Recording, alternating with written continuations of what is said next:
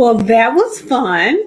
Hey guys, it is another week, and I want to welcome you, give you a whole hearty post Thanksgiving if you celebrate, post Fourth Thursday if you didn't.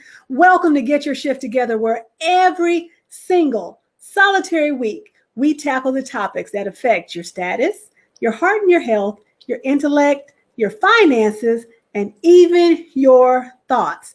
Get ready for a wild ride tonight. But if you don't know who I am and you just happen to stumble upon this video, here's the good thing that you need to know. I'm your host, Stephanie D. Mckenzie.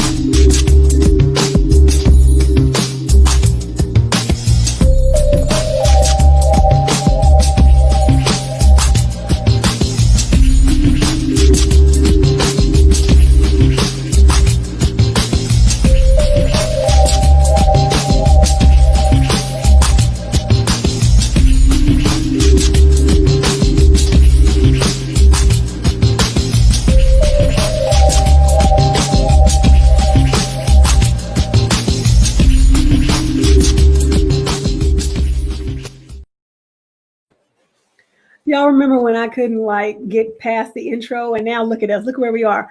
This week we're discussing a cure for the holiday blues. And I still remember the first holiday after my father passed and what that was like. And I know a lot of people, especially with the pandemic, might be a little challenged with what's going on in the world and how to celebrate. And so we want to definitely acknowledge that. So I want you guys to make sure that you are sharing this thing. And of course, as always, I want you to make sure that you are looking at our lower third, because that's where we put the businesses that we love, because we love them and we want you to love them and do business with them too.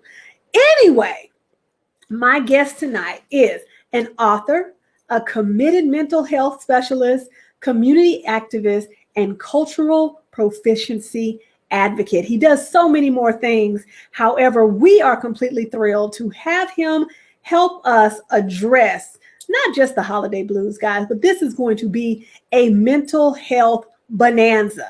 So grab your friend, tag a friend, bring them in. We are going to get into this tonight. Allow me to welcome Dr. D.A. Dennis, aka Dr. D, to Get Your Shift Together.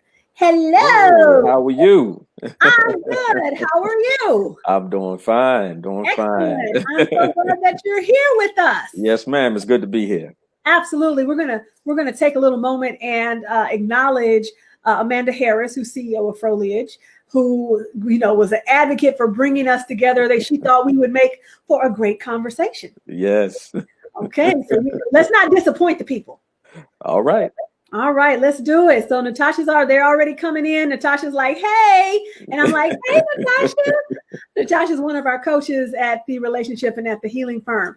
All right, so let's get into this conversation, because I feel like I said, with between COVID and people having their first holiday without particular loved ones, the blues may be at an all-time high. I know people are talking about Christmas joy, but let's be real about it. And I'm gonna start here. Do the holiday blues actually exist? In the minds of those who think they have it, yes. Okay. All right. And so if you feel like you're dealing with kind of a depressive sadness, we have a lot of things: holiday blues, birthday blues, we got all kinds of blues.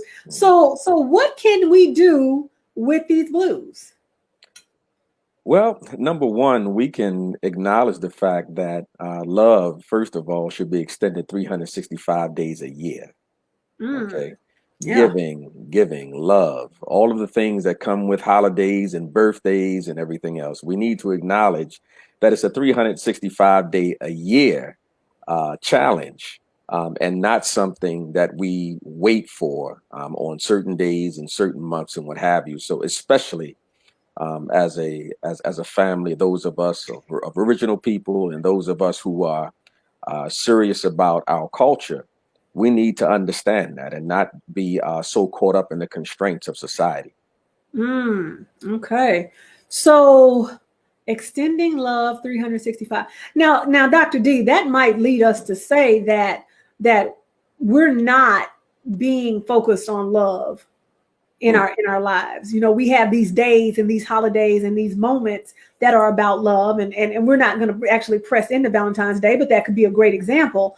So what is driving the narrative? How do we get people to feel better about what they're feeling? Well, the first thing is awareness. Many of us are not even aware of what's driving us to feel that way. We just get into the depressive state. Okay, and we talk about how we feel, but we don't talk about what created it. And many times it goes beyond that day. Most of it stems from childhood, and so that depression or those blues, as we call it, we have to get to what I call the root cause, or we have to go see the monster. And so when going to see the monster, then we'll figure out, exactly what it is. We'll acknowledge what it is. We'll accept what it is. And then we'll work towards killing that monster, because without that, we'll experience the same thing. We call those habits. And we know habits are formed in the subconscious mind. So, you'll do the same thing over and over again. Everybody's heard this adage, expecting a different result.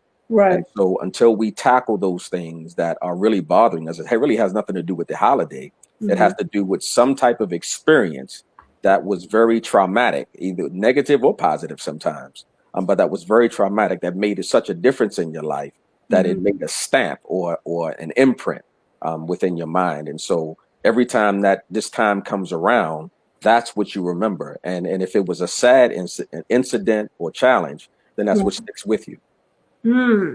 So, and I want people to be really clear about the fact that we're not saying that your feelings are not valid. That's not what we're saying, but this is a process. And I think I want to hear more about the monster, because, I feel like many of us have these monsters and they're not always present. They're lying in wait. And so how can we determine if we're dealing with a monster? So with the monster, you're dealing with a lot of times what you just said, repressed emotions, repressed feelings. Many of the clients that I deal with don't even realize some of the things that they have within them that has brought them to the point of the depression, of being lethargic. They have no idea. When we do go back, and that's something that I do, is I take the clients back so that they can visit the monster. And we do that through what we call treatments. And in that treatment, we literally go and we visit that time. Once we establish what at least one of the traumatic experiences was, we go visit that time. We go visit the people. We go visit that younger self, and we begin to work through that and bring it back to where we are today. It's not really the challenge. It's more of not knowing and not having understanding about what's going on and why. I mean, I've had some with myself, and that I was able to get together. I didn't even know I had. Someone else brought it to my attention that wasn't even a mental health specialist, but they brought something to my attention that they were familiar with. And I was close to my 30s when I found out that I had an issue or a challenge in that area. And it had to do with my childhood and my adoptive parents. And so, but I had no idea I had an issue with individuals leaving me, And see, that's often how it happens. I said this earlier today, that when we're triggered, because, people like to talk about being triggered now. That's the thing, I'm triggered, Yes. and what I say about being triggered is that is a neon flag waving very brightly from a wound that is demanding to be addressed. It's not just about what's happening with the trigger. Like I was talking with someone earlier today, and I said, when we're triggered, the question that we have for our clients is it live or is it memory? Because oftentimes we get triggered and we want to, go laser focus into the person that may have triggered us, when the truth of the matter is, just as you're saying, we call it tracing the trigger. We have to trace that trigger to the truth, And Yes. the truth is that your 2020 trigger probably has a 1980 root. So you take a little journey. That's it. But I mean, people are just not willing sometimes to acknowledge the challenges. They say things like, and this drives me insane, Dr. D, I own it. I'm like that. I own it. And I'm like, listen, and I've said this before, just because you have a broke down Buick in your driveway sitting on blocks and you own it, it's still a broke down Buick. We can't go nowhere. It does not start. The HOA is about to call you. It's going to be a problem. So we've got to move. How do we move from I got this monster and I own it into taking real action? How do we know that real action is necessary, and what steps can we take? One of the first things that I tell before individuals become a client, when I do consultations, my consultations are free, and I take as long as needed because I need to find out information about the individual. So I don't have a time limit on a consultation. So we talk. And one of the things that I tell them when they talk to me is, listen, the first thing, before we even go any further, the first thing that you need to think about is whether you're 100% dissatisfied with where you are. Are you 100% dissatisfied with your current state? Where you are mentally, where you are physically, where you are spiritually, emotionally? Are you 100% dissatisfied? And if you are, then we can move forward. And that's when I tell them about being brutally honest, because if I detect that this is just something that you're doing for somebody else, because they suggested it, even your spouse, because they suggested and you just want to make them happy, but you're not serious about it, I'm not going to waste your time and you're not going to waste mine. So the first thing is that you have to be 100, not 99%, not 98%, 100% dissatisfied with your current state.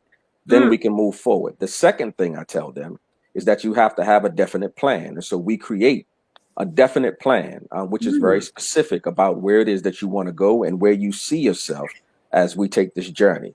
The last thing that I tell them, and these are just the pillars of growth and development, is that you have to be determined that no matter what comes, and because you are changing your life, that means you're changing your vibration. So when you're changing your life, there are things that are going to come because you're messing up the atmosphere. Not necessarily that it's a negative thing, but you're messing up the atmosphere, the way the things are used to going in your life. And so understand that things are going to come. Challenges and other issues that you didn't see are going to come, but they won't remain. It's all a part of the process. So those three things, being 100% dissatisfied, having a definite and specific plan, and being determined to get through it and get your healing no matter what. Those are so good.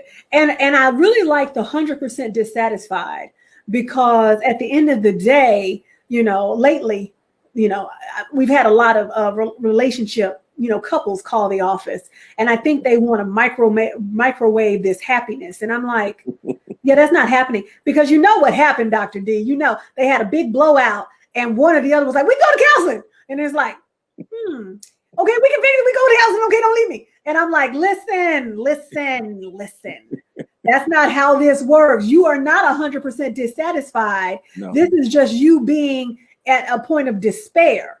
Right. Now I'm going to give you credit, but we might borrow that a little bit. Y'all, the firm team, write that down.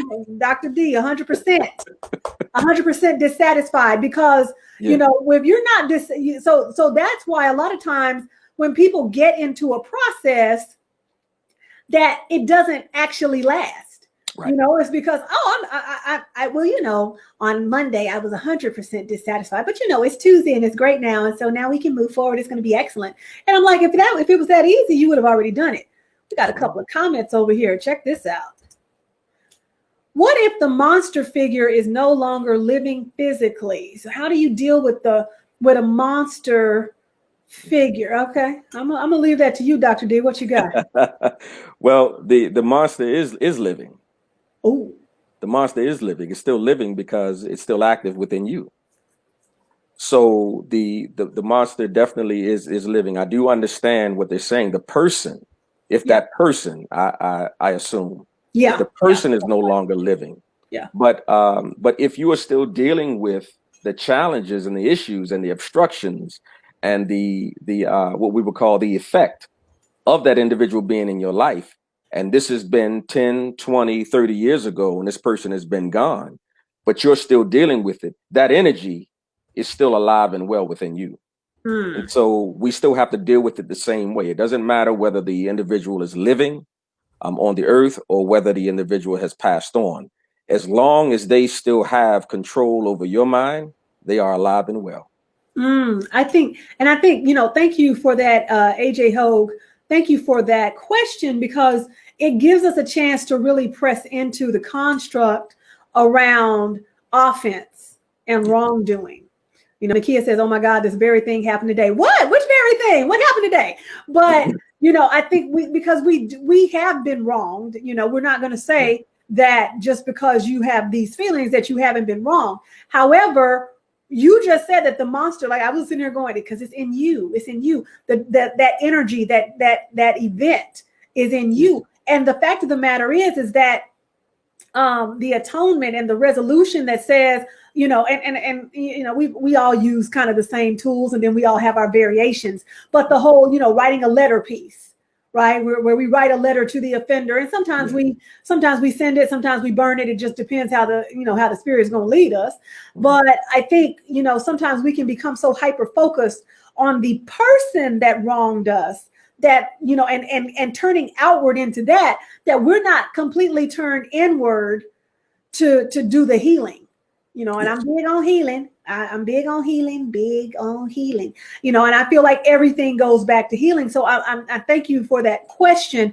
And then of course, Natasha comes in with the 100%, not 98. We're not taking any more 98, 75 to 26.5% clients. We're not doing it. We're just not. You got to come 100% dissatisfied. Courtesy of doctor. We're going to give you credit. I'm not going to steal your stuff. I don't do that. But we're taking that. Just it's gone. It's coming. No problem. Okay, great. So you have this. You have this situation that has happened in your life. It has affected you. It is either a big T trauma or a little T trauma, and you're trying to navigate that, and it's just not working out. Why do we? I'm just going to ask. I'm going to ask the unpopular question right now. I'm going to ask the question. Why is it that we, and I do somewhat mean people of color, Black people, if you will, why can we be so vehemently against getting some professional help, not Mud Deer help, not Aunt Ruby help, not, and I'm going to even say this, pastor help, not prayer line help, not altar call help. We don't have a problem with any of those. We have a problem when somebody says, "Do you think you need to see a therapist or a counselor or any kind of mental health professional?" All of a sudden, there's a problem. What is that? Why is that in your experience? It first of all, it's very taboo in the Black community. Very taboo. There are different things. So when you talk about the prayer line, when you talk about the altar call, when you talk about all of those things, none of those things can answer back. Okay, that's number one. So those things cannot answer you back. So you can talk all day, you can cry, you can scream, you can holler. You're not going to get an answer from them. They're not going to talk back to you. They're not going to tell you, if you're wrong. None of that. Is that the problem? The altar's going to. Is that the problem? Because the altar is a piece of wood.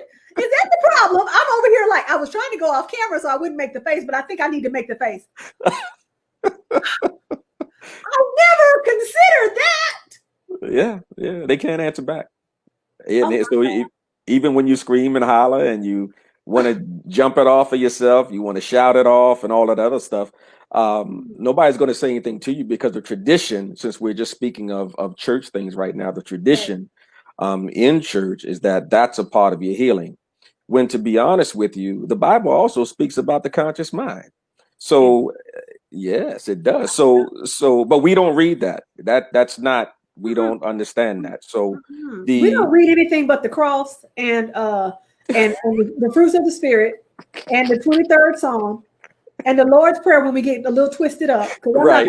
Sometimes I'll be praying. I'll be like, wait, hallowed be. Okay, wait, temptation. I'm not gonna lie. I'll be like, Okay, just start over. Just Yeah.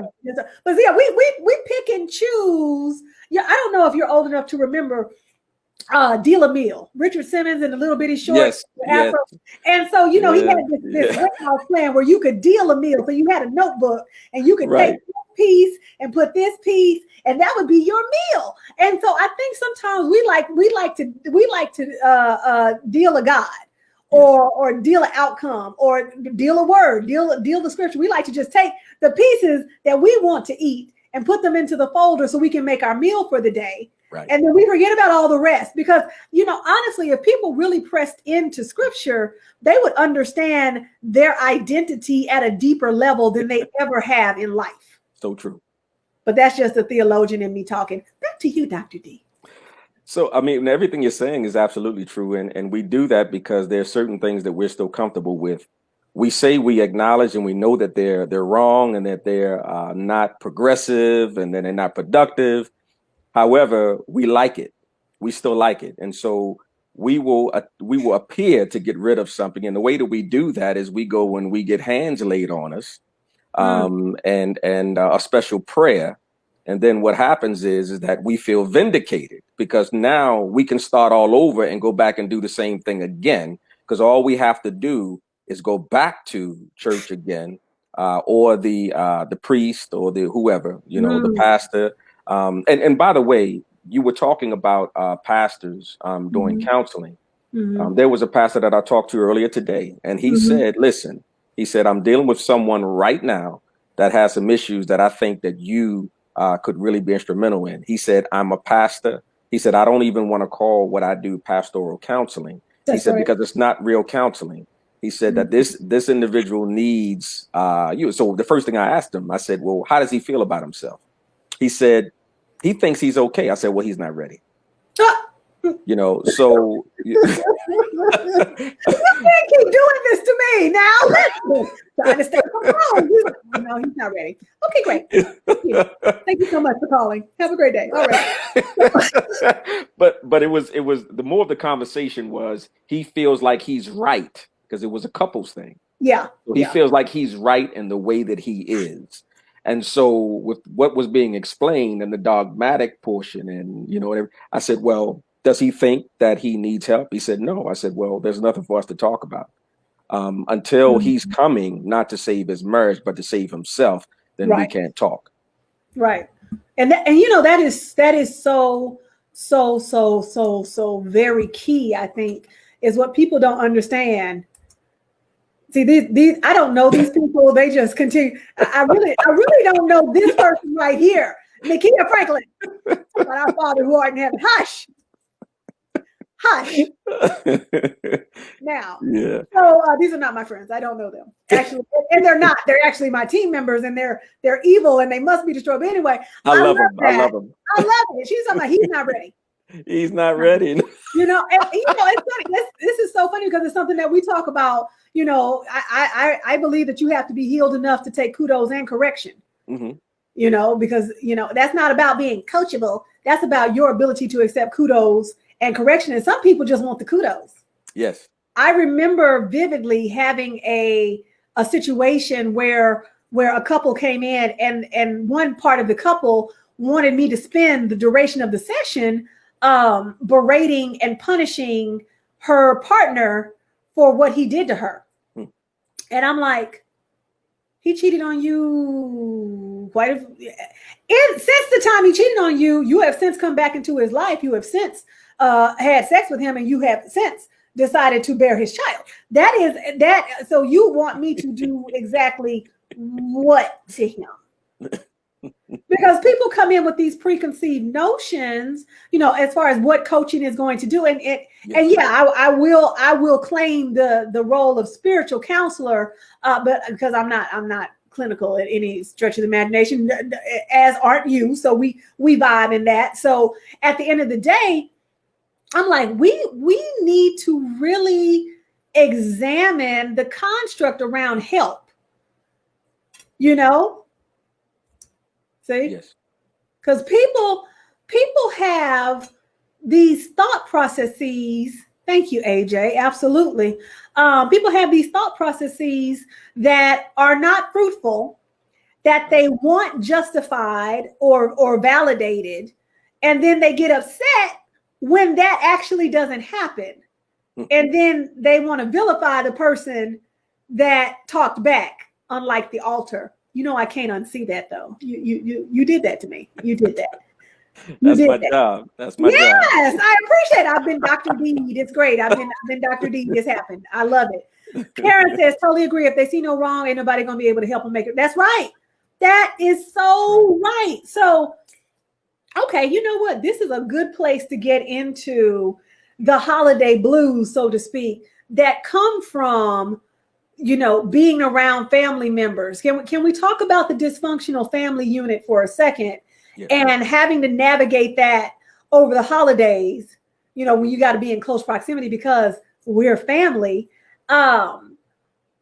Does that help or hurt the situation? I want to get your take on it. I have my thoughts. I'd love to hear yours. So I'm going to open up with this. A relative doesn't necessarily mean family. Ooh. Okay. Show's over. So yeah, so blood. You know, we used to have a saying, and I know you know about this because you were talking about things that are in my era. So we used to say, blood is thicker than water. Scientifically, yes, it is. Yes, it is. But it has absolutely nothing to do with the family dynamic, because you have those that are relatives through blood, and then you have individuals that are family that don't even belong in your DNA dynamic. They have nothing to do with your family, your relatives. So they're not, you know, blood related to you. So that's number one. Mm-hmm, mm-hmm. Now we'll get into the blues, the holiday blues, and coming around family. And sometimes it's the very ones that you are coming around that has helped to cause those blues. Mm-hmm. Very true. And we have to understand this as well, Stephanie, that the vibration of the holiday itself does not coincide with the Black culture. Okay, so it is completely off. It's not about how it makes you feel. You know, because a lot of things will make you feel good and be terrible for you. So it doesn't coincide with who we are as a people. So when we engage in it, we get disappointed if we don't get a certain thing, if somebody doesn't send us a certain card, if somebody doesn't call us, if somebody, we get highly upset, and we will hold a grudge for a good while because you didn't call me or contact me or come see me or send me a gift on December the 25th or on Valentine's Day or on, you didn't come and eat turkey and donkey and everything else on Thanksgiving. And so you didn't. Did I say that? Lord, you said donkey. I said donkey. Okay. So anyway, it was you. I gotta go. You just take over, Dr. D. I don't even need to be here anymore because I'm slaying. I'm trying real hard to sit in the chair, but I just keep getting lower and lower because I think I'm about to slide under the table. Like you are taking me out. Are y'all getting these jewels? Are y'all like really getting me? Because he said donkey and I can't unhear that. But anyway, go ahead. So it's because it's really not a part of, never was a part of our culture. We got that from those who we got on it, took that long trip with.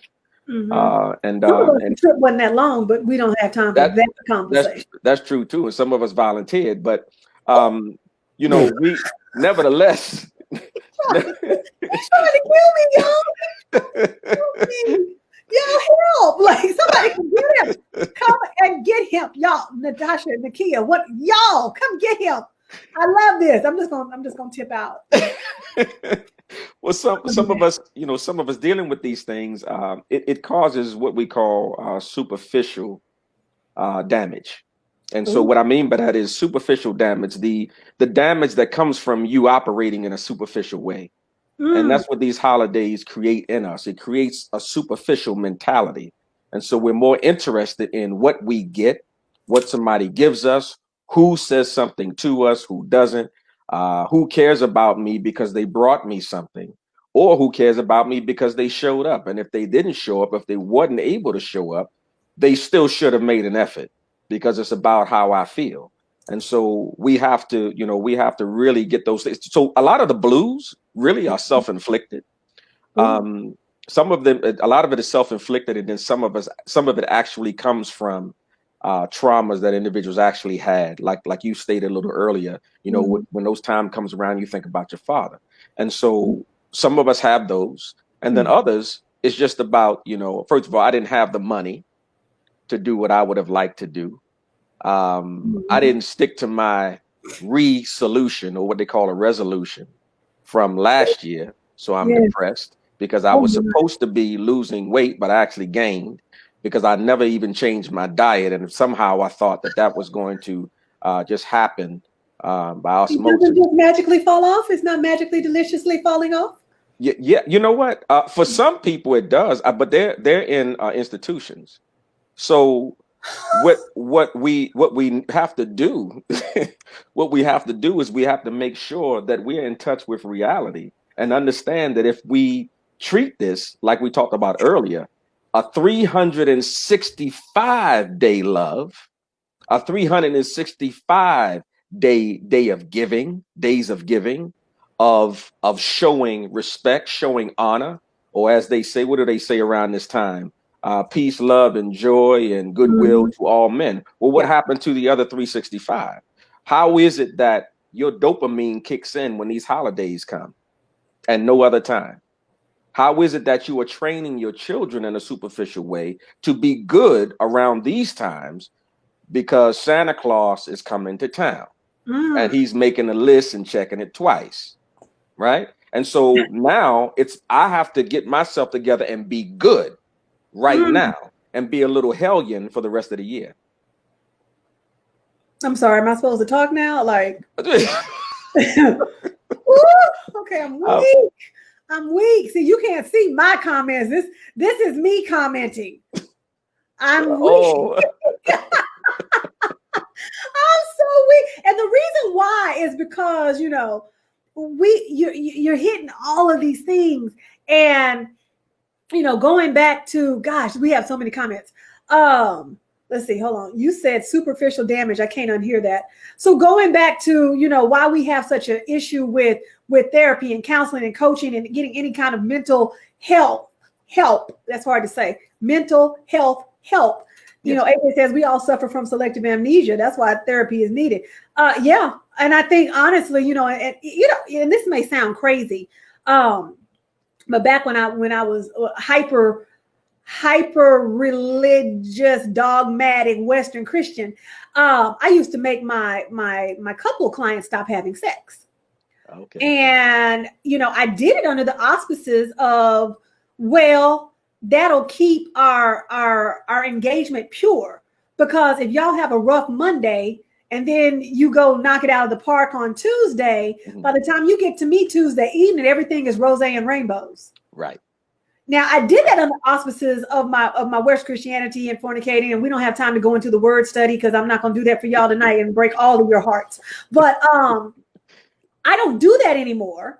Maybe I should, because that selective amnesia thing is real. And once the dopamine and the serotonin start releasing and the pleasure centers get stimulated, maybe I need to go back to doing that. Tasha Taria says facts. Nikita says you better speak. I don't know when she said it, but I know she meant it when she did. Yes. And then Natasha agrees with you. If you keep doing the same thing you've always done, you'll always get what you've always gotten. So 365 was definitely hitting. And again, you better speak. So I think that the challenge that I see is that oftentimes when it comes to the family unit, like just as you said, just because we're related doesn't necessarily make us family.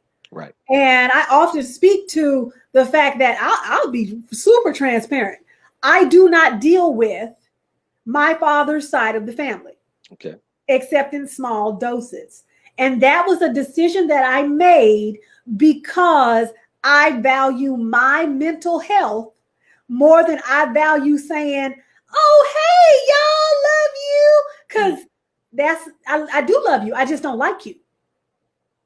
And that matters. To me, like is always greater than love. And so in any relationship, and the fact that I don't necessarily like you, I don't like your ways, I don't like the way you operate, I don't like your energy, I don't want to bask in it for the sake of us having a good old family Christmas. I really don't care. I don't want to bask in that for 2 hours and then have to recover for the rest of the year because your energy got on me and it stinks and I don't like it. And so I think we have to be willing to take a stand for ourselves, because so often people are told when they have a problem in the family unit that, you know, maybe like you said, sometimes this blues thing is self-inflicted because you keep going around people and picking up their energy and their junk and their mess, and they don't like you anyway. And so at the end of the day, we do it though because somebody says, well, that's your auntie. Well, that's your uncle. Well, that's your mama. Well, that's your daddy. And I'm like, and, right, you know, and it's just like, and Tasha's comment comes in right on time. Unfortunately, some relationships with relatives are toxic. And yes, that is very true. That is super true. And we have to be willing to examine that and acknowledge it and take proper action. But so many times we're not supported. Boom. You have to love them at a distance. Absolutely. You have to love them at a distance. So true. And Nakia adds, sometimes it's just healthier to separate. It definitely is. Oh my goodness. Karen says, bad energy is like burnt popcorn. It lingers for a long. Man, burnt popcorn is the worst. Yes. Oh my God, it's the worst. Like, oh my God. That right there. I think that's it for me. That's really it. Besides the super, what did you say? Superficial damage. Yes. There's many things. Y'all, I hope y'all are getting these jewels down. I hope y'all have shared this thing out, started a watch party, although I tried to start one and it didn't want to cooperate. So I was asking the question, what the Zuck? Because Zuckerberg just sometimes will not let us be great. But get this out to your people, because somebody needs to be, as the young man says, delivered from these blues. Like they do. They need to be straight up delivered. I'm always stealing somebody's stuff, and I always acknowledge that I've stolen it. So I guess if I acknowledge it, that doesn't mean that I actually stole it. I just don't remember his name. But y'all know delivered, and recognizing why you might have the holiday blues. It may not just be that your loved ones are far away or can't come in or stuck in. Some people's loved ones are stuck in another country. They were traveling and that's just where they've been, because of the pandemic. But sometimes these holiday blues and the blues in general are about the decisions that we are not making to ensure that we are around people who genuinely, sincerely, relentlessly, immutably support us and surround us with love, real love, not love to get, but sincere love. Because at the end of the day, if y'all want to go to this little book, it's about this big, and it say, for God so loved the world, he gave. He so love gave. See how they are verbs? See how that works? Love gave. And so I fervently believe that you can't actually love somebody and not give to them positively. Yes. I don't believe that. Love is not a noun, it's a verb. That's right. Tasha said, I borrowed it. Thank you, girl. Hold me down. Yes, thank you. I need to remember, I am so bad, but I will say that's not my stuff, y'all. I took it. There's another guy that I do that too. MJ Frazier. I think he says, get in here, get in here, get in here. And next thing I knew, I was talking about get in here, but that's not my line, y'all. I know when I take other people's stuff, I acknowledge it appropriately. So, but we, a lot of times we won't have that moment of courage to say, you know what? I know we've been at Big Mama's house for the last 817 years since we were free. And I don't want to go. I don't want to go. And when we say that to ourselves, standing in that and sitting in that and letting that be okay, I think is key to a lot of healing. Yes. Yes. But why don't we do it? Like is that in itself a monster, that when we won't stand in and stand on the things that we know we need to care for ourselves? Well, the thing is, we don't know what we need to care for ourselves, many of us. So that's why we find ourselves in the places that we find ourselves, confused, or what did it say? Hoodwinked and bamboozled, led Let it astray. stray, run And amok. so, right, run amok. So our family structure though is plays a heavy part in that as well, Stephanie, because one of the things that most of our families are taught is keep it in the house. Don't tell anybody anything. And if there is something wrong, we'll deal with it. We'll hide it. We won't let anybody find out about it. And if they do find out about it, we just won't acknowledge it. Plenty families out here that have individuals with mental health issues, and even the ones that are saying, keep it in the family, don't talk about it, hide it, they have a bigger mental issue or mental health issue than those who they're trying to guide.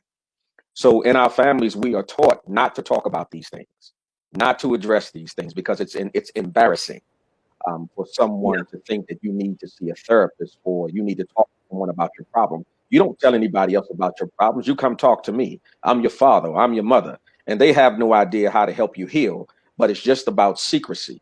And so that's when we have our depressive times around the holidays. It's because, first of all, we don't really know what's going on.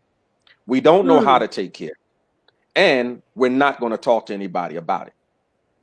mm, And so, even if we acknowledge something minor, yeah, well, I just wasn't able to do certain things, but that's not it, because not being able to do certain things for yourself or for even other people won't put you in a depressed state. You may not like it, but when you're depressed and you're laying in the dark and you're curled up in the corner, that's an issue, and that's something that we are not used to acknowledging. And so we pass this on to our children, our children's children, about being quiet, that it is, and we learn that word taboo later on, that it is yeah. taboo in the Black community Yeah. to admit that we do have mental issues. That right there in itself, uh, for mental health to be a taboo in the Black community is a mental health issue right there. Yes, it is. It definitely is. I Yeah. speak about this thing. I've created this archetype that I call Uncle Junior. Okay. And Uncle Junior, may sit in a corner and rock back and forth. But what we do is we prop Uncle Junior up when company comes, and we give him his tray of food, and we just don't let the kids play with him. Right. Meanwhile, he is suffering, but he's Uncle Junior, and it'll be okay. Oh, girl, just he just like to play with dolls. We come up with some contrived thing like he all right. It's so interesting. I never shall forget when my grandmother, who was suffering from dementia and Alzheimer's, was beginning to go downhill. My father's side of the family was very much like, "Oh, she's okay. Just talk to her." This was after my grandmother decided to pull a gun on one of her children because she didn't recognize. She and I'm like, "Do you think I'm going to go negotiate with the woman with the gun and the bad memory? No, I'm not going to do that. We're not going to do that." But I think we have to normalize. Exactly. We have to definitely normalize seeking help and recognizing that help is not airing these dirty laundry. Right. When you find somebody that can truly assist you, then that is a professional. That is someone who has a creed, that has a code of ethics, that has been trained. That is not you running down to tell Miss Ruby at the store, what's going on, or that's not you telling Aunt I don't know, Aunt Evie, Aunt Eve, whatever her name is, Right. Emmeline, you know how they do. That's not telling her your business. And it's just like Nakia was saying, like that's how families stay broken, because we don't want to acknowledge the brokenness. What we want to do is see that broken family unit, make some contrived excuse as to why it's there, put it back together with Elmer's glue, and hope everybody doesn't see the crack running down the center of it. You are absolutely correct. I wanted to go back to a statement that you made a little earlier about that couple. One of the things that wasn't said was that young lady that you were talking about was a willing participant in the damage that she was receiving. And we talked about you're willing participant. It's one thing for an individual to do something one time. You even may, if it was 5 or 6 years apart and they do it again. I'm not necessarily talking about infidelity. I'm talking about other things. Right. And they do it again. Okay, but now red flags should be going up. They do it again, and you don't establish some type of a wall between you and that issue, and that not only can it cannot happen again, it will not happen again in my presence. Then you have now become a willing participant Absolutely. to the mental, physical, or spiritual damage. Yeah. Because for me, I always feel like, you know, we talk about this thing in the office called woundworthy relationships. Mm-hmm. And it's, you know, just really your wound and my wound, you know, make us three-legged chairs trying to hold each other up, which if you've ever sat in a three-legged chair, good luck and Godspeed. But we do that, right? Because no one is teaching us that the love you're not giving yourself will always be reflected in your relationship. When you start to love you better, you will get better love. That's how that's going to work out. But instead, many times, especially women, we are so hyper focused on getting the love back that we're giving. I'm like, you're never going to get that back, because every time you overgive to him, you undergive to you. And that's what you're going to reflect, because that is that needs to be healed. The part of you that participates in this narrative, the part of you that doesn't set or hold your proper boundaries, the part of you that says, "Oh yeah, you can come back." Mm-hmm.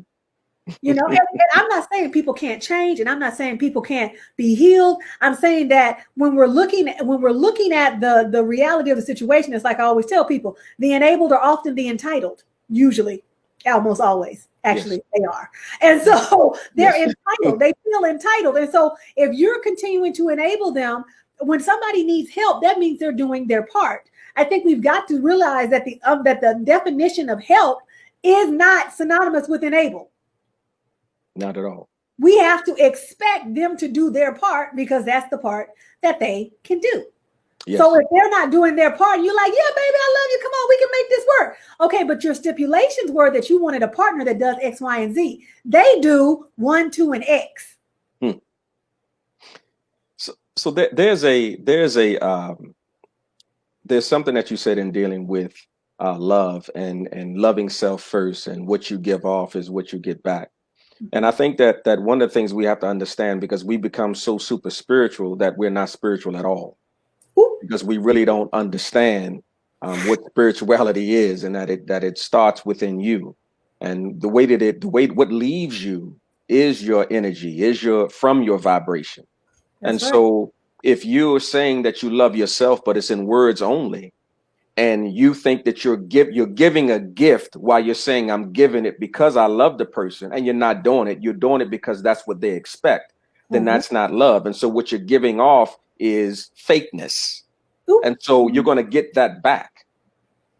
You're going to get it back. And so whatever it is that if you don't love self, and I tell my clients all the time, listen, you have to find that place. Once we go through that portion of the journey and go tackle some things, now I need you to find that place about yourself, because most of the time, the things that happened to us when we were very young definitely was not our fault.